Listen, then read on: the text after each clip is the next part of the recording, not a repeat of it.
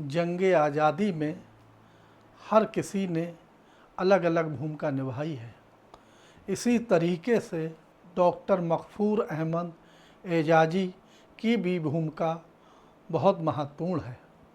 उन्होंने कहा था, जब हर घर से एक मुट्ठी अनाज आज़ादी की जंग को मिल जाएगा तो समझ लीजिए ये जंग सिर्फ मैदानों में नहीं बल्कि हर रसोई से लड़ी जाएगी।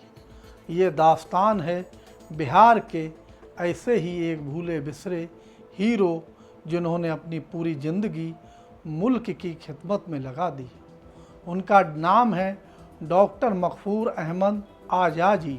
3 मार्च 1990 को बिहार के मुजफ्फरपुर के दिहुली गांव में एक जमींदार ख़ानदान में पैदा हुए और उनके वालिद मौलवी हफ़ीज़ुद्दीन हुसैन और दादा हाजी इमाम बख्श जो मजहबी और सियासी एहसास रखने वाले थे। यहीं से एजाज़ी साहब ने सीखा इंसाफ और कौम के लिए जीना। 1919 रॉलेट एक्ट के ख़िलाफ़ आवाज़ उठाई और जिसके चलते उनको स्कूल से निकाल दिया गया, मगर यही उनके लिए नई ज़िंदगी की शुरुआत थी। 1921 में वो असहयोग आंदोलन से जुड़े और गांधी जी और अली ब्रदर्स और मौलाना आज़ाद के करीबी साथी बन गए। उनका मशहूर मुट्ठी आंदोलन जंग आज़ादी में मुख्य भूमिका में सामने आया। उन्होंने हर घर से हर खाने से पहले एक मुट्ठी अनाज जमा करने की पहल शुरू की और यही अनाज बनता गया आज़ादी के सिपाहियों का सहारा। यही चंदा और राशन से खरीदी गई वो ज़मीन जिसे आज हम तिलक मैदान मुजफ्फरपुर के नाम से जानते हैं। उन्होंने विदेशी कपड़ों का अलाव जलाया। इसमें बड़ी संख्या में लोग उनके साथ आए और उन्होंने खादी को अपनाने का आह्वान किया और तो और शराबबंदी की वकालत की ताकि मुल्क मजबूत बने। युवाओं से लेकर अन्य लोग भी शराब की गिरफ्त में ना आ सकें। गिरफ्तारी हुई, जेल गए, उनके साथ ही उनके लोगों पर लाठी चार्ज हुआ। सब कुछ एजाज़ी साहब ने सहा।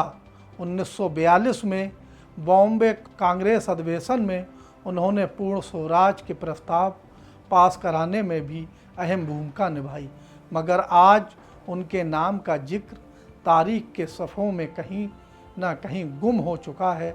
आज़ादी के बाद भी उनकी खिदमत रुकी नहीं। उन्होंने 1960 में मुजफ्फरपुर उर्दू कॉन्फ्रेंस की सदारत की और उर्दू को बिहार की दफ्तरी ज़बान बनाने की मांग रखी। 26 सितंबर 1966 को उनका इंतकाल हुआ। उनका जनाजा मुजफ्फरपुर के सबसे बड़े जुलूस की शक्ल में था, जिसमें हर मजहब और हर तबके के लोग शामिल हुए।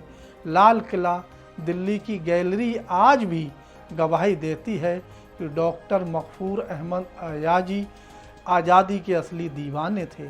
आज मुल्क की आज़ादी को 89 साल गुजर चुके हैं, मगर अब हमें चाहिए कि ऐसे भूले बिसरे हीरो को फिर से याद करें, क्योंकि इन्हीं की कुर्बानियों से आज का हिंदुस्तान है। जब हर घर से एक मुट्ठी अनाज अभियान चलाया गया तो आज़ादी की जंग शुरू हुई, तो नाम उनका हम लोगों को ज़रूर याद रखना चाहिए, डॉक्टर मग़फ़ूर अहमद एजाज़ी। ऐसे और स्वतंत्रता सेनानियों की कहानियाँ जानने के लिए द जस्टिस हिंदी को सब्सक्राइब करें, क्योंकि इतिहास को जानना भविष्य को बदलना है।